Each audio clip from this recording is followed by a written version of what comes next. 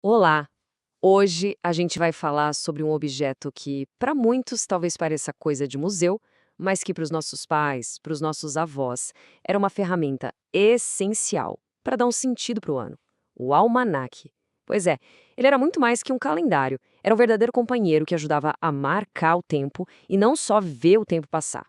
A crônica que inspira essa nossa conversa já começa com essa imagem super forte.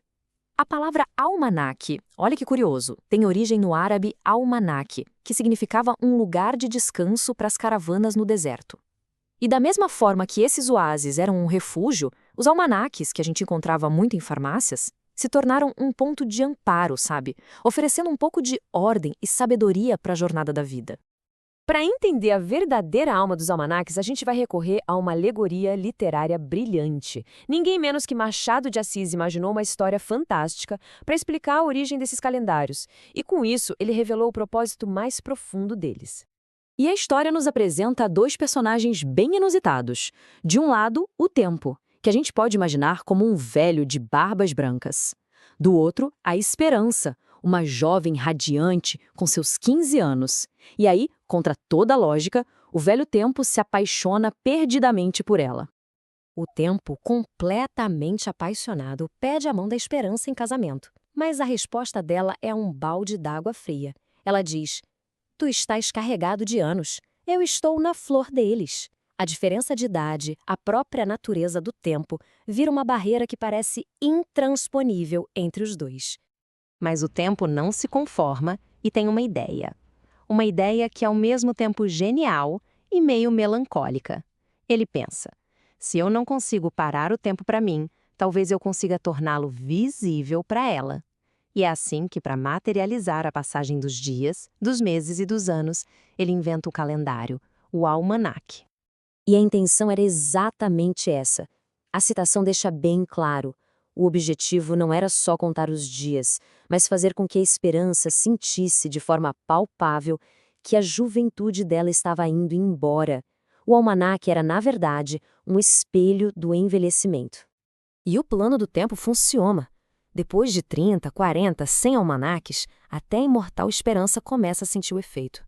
Onde antes tinha bochechas rosadas, ela agora vê no espelho a primeira ruguinha. A flor da idade dá lugar a um primeiro fio de cabelo branco. E a juventude despreocupada começa a se misturar com bemárias mais duras, mais amargas. O tempo finalmente se tornou real para ela. Então, o tempo faz sua proposta mais uma vez e agora, com os dois já velhos, a esperança aceita, com uma pitadinha de ironia, dizendo que o consórcio não seria longo. Mal sabia ela que, na verdade, seria eterno. E foi assim que, segundo Machado, nasceram os almanaques. Agora, vamos sair da alegoria e voltar para a realidade, para entender como esses calendários ilustrados se tornaram uma parte tão importante da nossa cultura. Os almanaques eram muito mais do que simples folhas de calendário. Era uma verdadeira curadoria de conteúdo. Tinham literatura, piadas, conselhos, receitas. Era uma espécie de agenda cultural compartilhada, que ajudava a dar ordem e sentido ao ano que estava passando.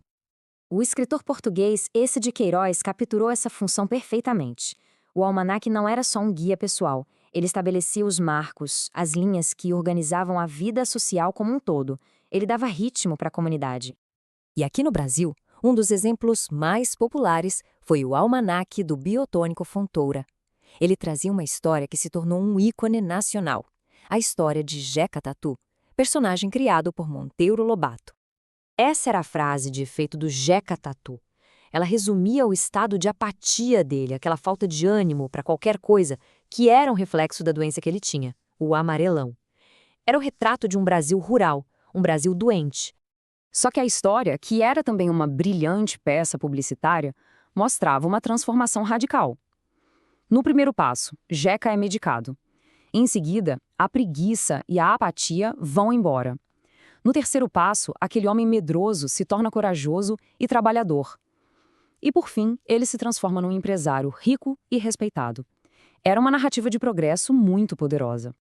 E o alcance dessa história foi gigantesco. Considerado uma das maiores campanhas publicitárias impressas da história do Brasil, a saga do Jeca Tatu chegou a dezenas de milhões de pessoas através do almanaque.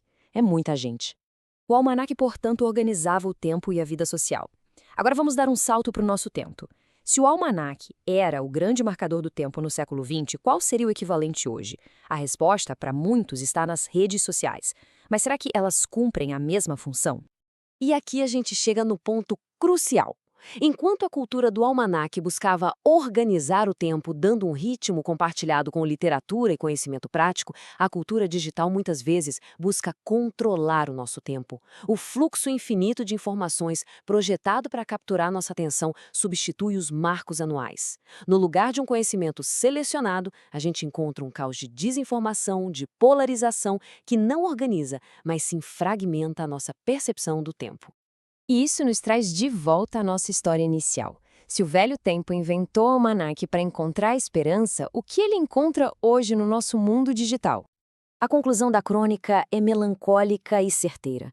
No ambiente digital, o tempo não apenas deixa de marcar seus dias de forma significativa, ele perde seu precioso tempo sem encontrar nenhuma esperança. Como diria o velho Jeca, não paga a pena. Essa é uma reflexão poderosa sobre como a gente percebe e valoriza o nosso tempo. Para quem quiser se aprofundar, a sugestão é ler o conto original de Machado de Assis, Como se inventaram os almanacs, e a crônica completa que inspirou esta análise publicada no livro O Gato Cacto e Outras Crônicas. E a reflexão final que fica é: se o velho tempo procurasse pela esperança hoje, ele a encontraria em nossos feeds infinitos? Ou assim como o Jeca Tatu, ele apenas diria, não paga a pena?